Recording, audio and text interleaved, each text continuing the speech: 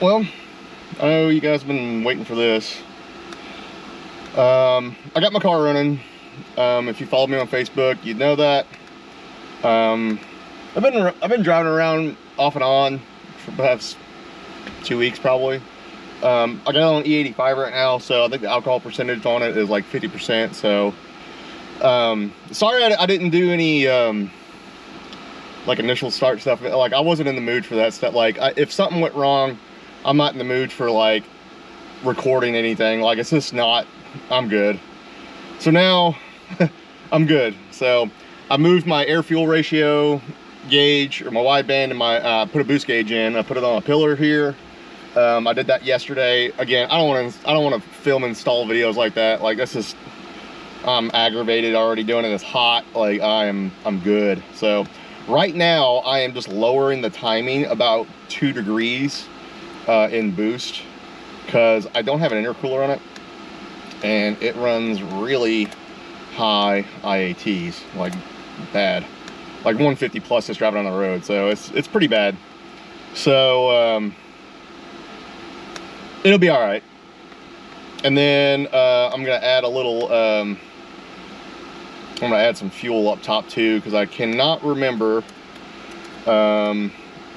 what my damn AFR was, and I can't remember if I flashed the damn thing, but I know it was like a little lean. And I still have a 255 pump in this thing. I haven't installed my 525 pump yet, so I kind of just don't want to smell it right now. That's really the only friggin' reason I'm doing this.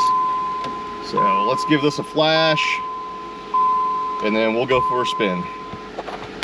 Let me close my garage here with my app. If you guys haven't followed me on Facebook, you know, I actually ran across a couple of issues. One being I had major exhaust leaks in it. I still have one that's not major, but it's leaking from the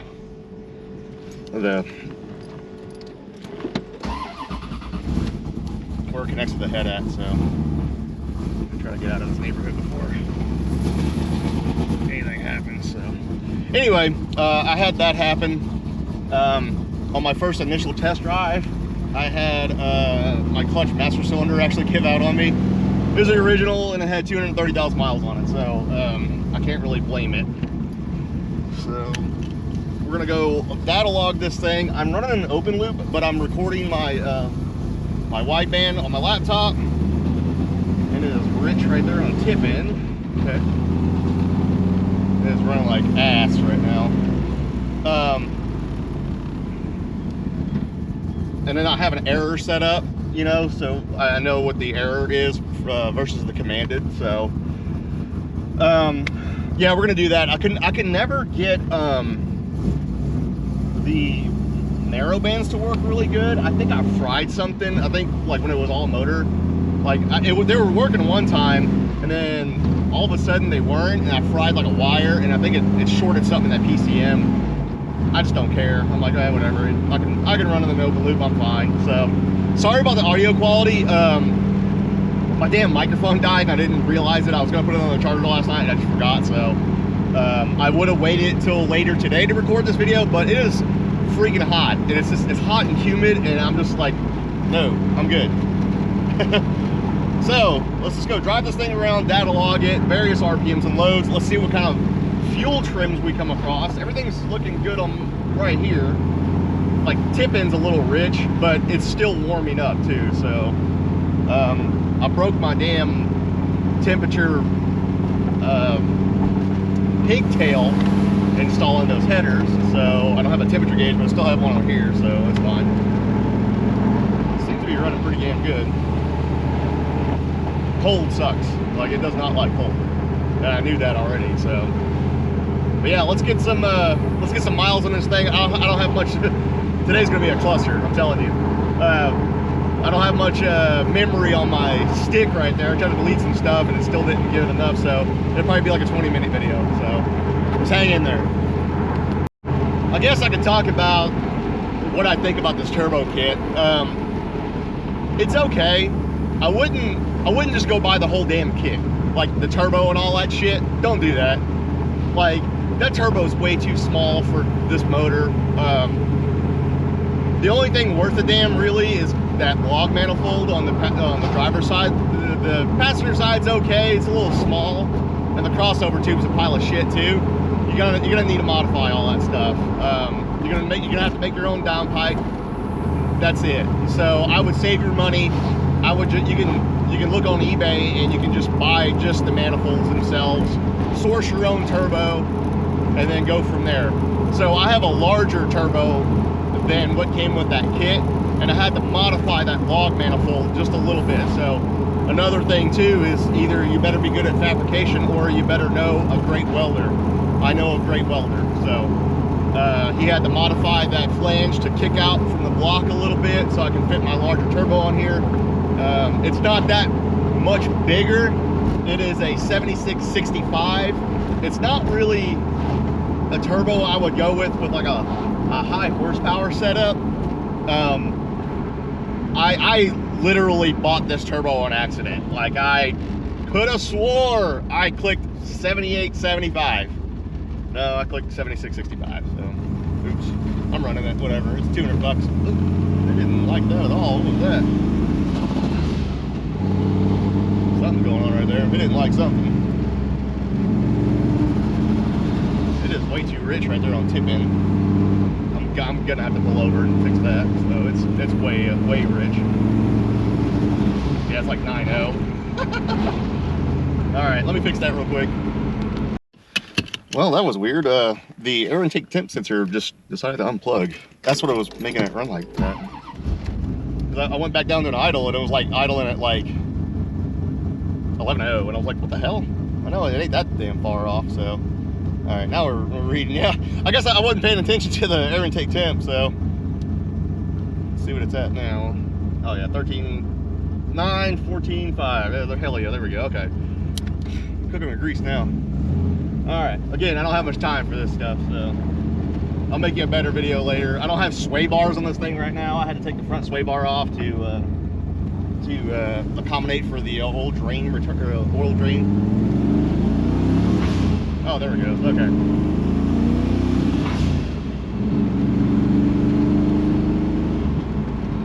That was 8 pounds.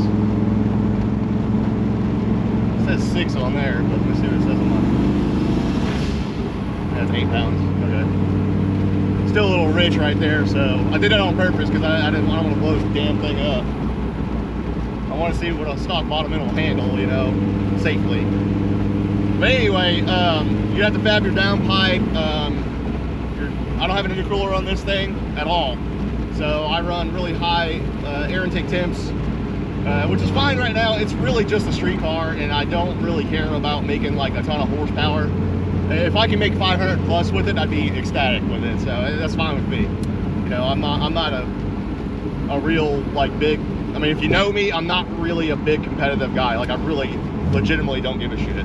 Like, I just do this to have fun, and I really enjoy it. So making something just a little quicker is fun with me. You know, like something that's 800 to 1,000 horsepower is not fun to me. I've never been into that stuff.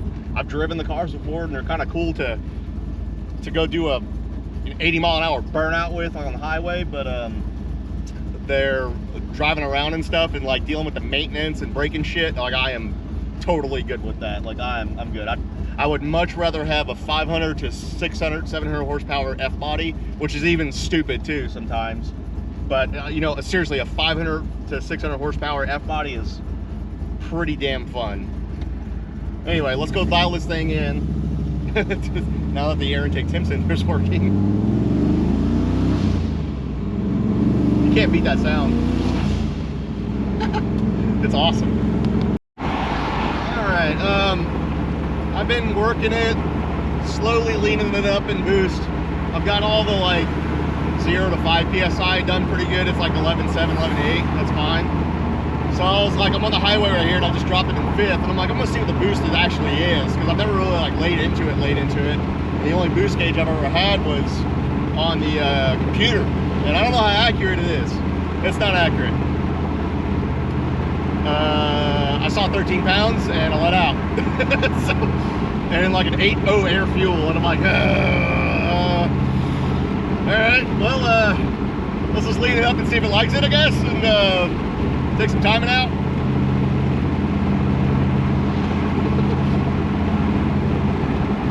Yeah. It's got a 10-pound spring in it, so I don't know. I'm gonna have to mess with that stuff. Oops. Just give it what it wants, right? Yeah, my math was way wrong. I had a different math in there for some. I don't know why I had that in there. I don't know. HP Tuners actually has a math already, and I don't know why in the hell I wasn't using that. Stupid. I was using something else that I made or whatever. I don't know. Anyway, I hit 10.8 pounds of boost. That's all it read on there. I thought I saw 13 on there, but again, I let out, bro. I saw it going past 10. I was like, oh. So, I leaned it up. Let's just see if it handles it. It should. And I lowered the timing a lot more too. So I got E85 in it. It should be okay. But again, I don't want to pop this thing right now because it'd be like the end of it for a while. Let's drop her down to third from about 40. Hit it. Alright, that was like 14 pounds. I'm good. I'm gonna have to lower that. That's like way too much. Way too much. I didn't even see what the AFR was. I didn't even pay attention to that. That's lots of boost. I know damn well it was 14 pounds. Yeah, that's a lot.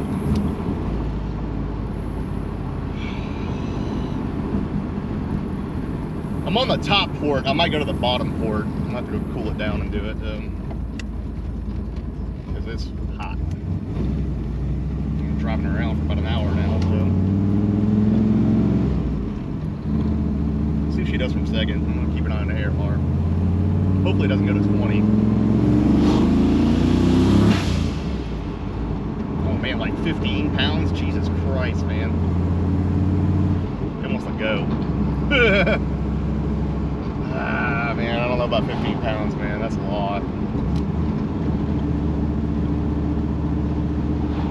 It starts cooking. So let me get home and lower this boost. This is stupid. I didn't even see what the AFR was again. Oh man, this is dumb. Very dumb. One thing after another, you know.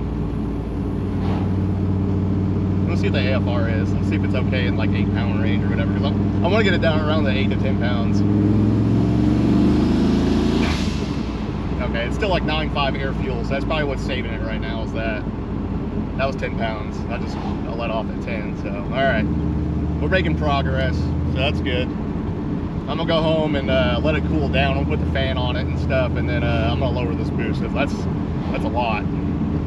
Like that second gear pull back there, it hit like 15 and I let out, so that's a lot. That's a lot of boost. I'm surprised I didn't start just busting the tires loose, but these tires are actually really good. Like if you're ever in the market for a good street tire, those Firestone Firehawks, man, I've clicked off a 12-1 with these damn tires on nitrates before, and they're excellent street tires. I mean, they're not gonna last you a long time. I mean, mileage wise, they're not. I mean, these are from 2018 and I'm surprised they still have tread on them. I'm starting to see the wear bars in the back of those. So yeah, let me get home and cool this thing off, and I'm gonna switch ports. All right, I switched it back to the bottom port. We are on 5 pounds. Thank you. So at least I know it'll handle more. I don't know about all the time, but like it does a lot. I mean, it's a big difference between 5 and 15 pounds of boost. So I really want to run it at 10. So I'm probably just gonna have to get a boost controller or something. I'll probably just get like a little manual one or something. I really don't feel like messing with a bunch of electronic crap. I've had really good luck with just old school bleeders, so I think that's what I'm just gonna mess with, is just an old school bleeder setup. I don't feel like having a digital. I don't really care about all that stuff, man. I'm the type of guy who sets the boost and that's it. That's what it's at. Like I had some Dodge Omnis and stuff, and they were all at 20 pounds. That's all they would run. And on that, you would just disconnect the wastegate, the vacuum line, and they'd run 20.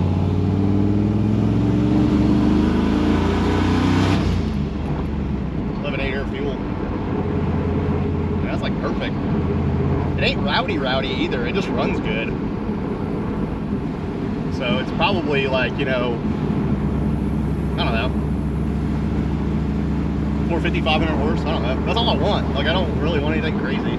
But on 10 pounds, it's probably going to be a different animal. So between 5 and 10 pounds is going to be a pretty big difference too. So let me go turn the timing back up. I'm gonna go make a pull and see where the timing's at, because I lowered the crap out of it because it was on 15 pounds and I don't want it to blow up. So but I still wanted to kind of feel it, you know. So yeah, let's go turn this timing back up, and I'm gonna go see what it's at right now.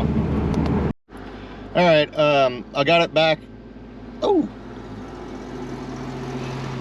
okay, let me do this and I'll do that. I got it back on 6 pounds. It's actually 6.5 pounds. It's fine. I got it at 30 degrees of timing. I'm still running E85 in it. It's at 60% E85 right now. I just topped it off, so I think a tank or two it'll actually fix itself up. It felt really good. It was solid. I heard the wastegates open, so it's all good. Let me show you what I just went about. So I don't know what year this thing is. It might be a 97 unless somebody painted them, but let's look at it. Yeah, I went about that. It's like a 97 Z28 just sitting there. Pretty cool. I can't really run a ton of timing, even though I'm running E85, only because I am not intercooled. So that's kind of the killer on it. You can get away with it. I know a lot of people that will create 1,000, 1,300, 3,500 horsepower with no intercooler. That's a race car though, all right? So I might throw an intercooler on this, and I know it's gonna be a little bit of a restriction, and that's totally fine. Just to see what it does. I'm gonna try to find a side mount for it. I know ProCharger makes a dual intercooler setup. All I need is one, so I know it fits perfectly where that charge pipe goes. So I'm gonna try to find one of those. So if you got one, let me know. I'll buy it off you. I don't want to do an air to water. That's just too much crap. I don't want to deal with that shit. I don't want to do meth injection either. I've got a controller for it, but I don't want to deal with all that, man. I like simple stuff. You know, I've got enough crap to deal with, you know, on this thing that I don't want to just, no. I just want a regular old intercooler. Hell, I might run it like this for a while. Who cares? I mean, cruising down the road, so it's 87 degrees outside right now with a lot of humidity, and I can get on the highway and it'll be like 140 degree air intake temps. Idling, and they'll go up to like 150 to 160. Like it gets hot. So, and then boost, it gets 160, 170. I know a lot of guys that run 200 plus degrees on that stuff, but again, they're making a short trip down the strip, you know, and then they immediately cool it off. So yeah, I'm gonna go finish dialing this thing in. I'm kind of almost done with it, and then I'll set the camera up and we'll do a little rip with it. We can do this one-handed here. Get past this guy right here. I'm gonna do a little second gear pull, and then third, and I'm gonna drive it.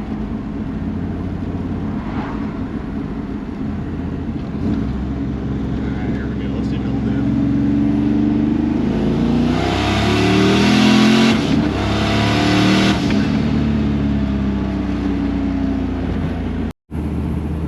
I know I shifted early, who cares? I just wanted to see what it did, so yeah, that was a little 1-2 shift. One-handed, come on, give me a break. You can tell that this turbo wants to put out more boost. I know I'm out of the efficiency range of the turbo.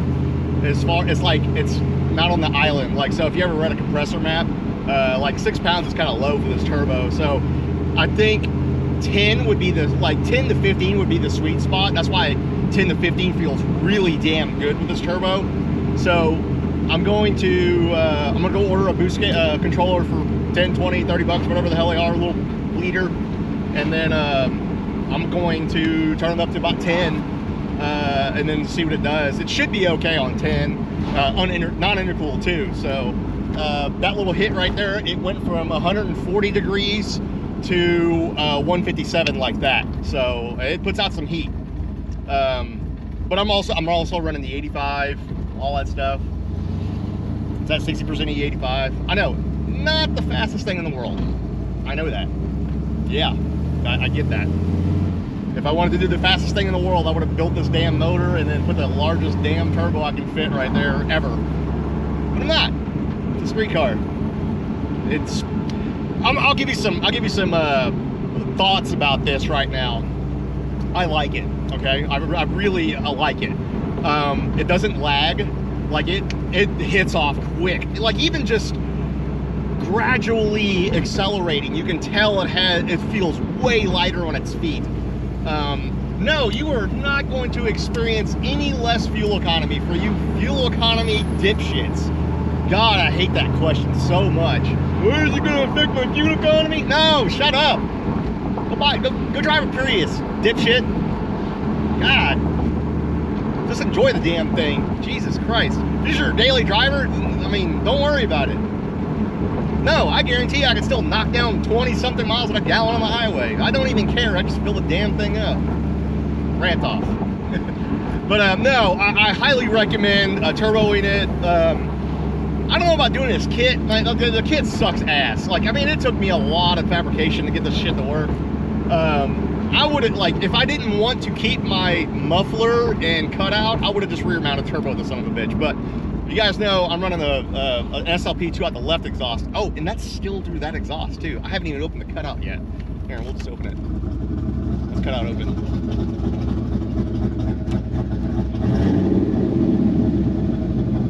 You can kind of hear it spool. But here, I'll do a cutout open, a little pull right here. It's loud. I've done it before, but it runs pretty damn good. It's met my expectations. To be honest, it has.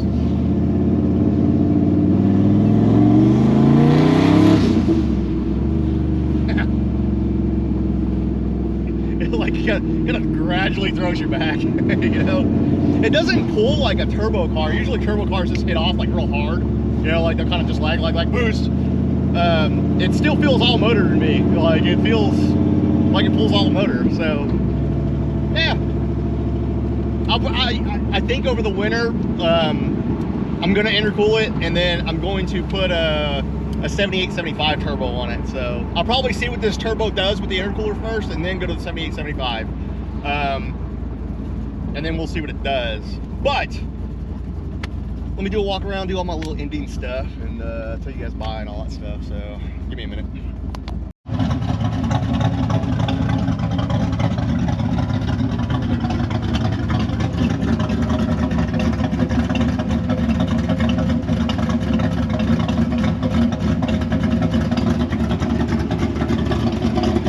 Still got a little exhaust leak right there. I can hear it.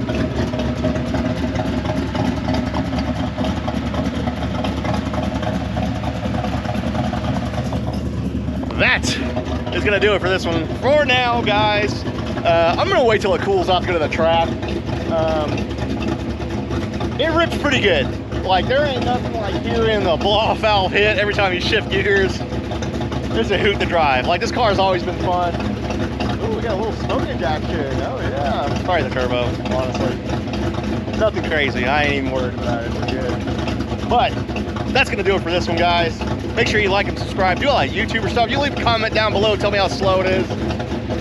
Catch you guys on the next one.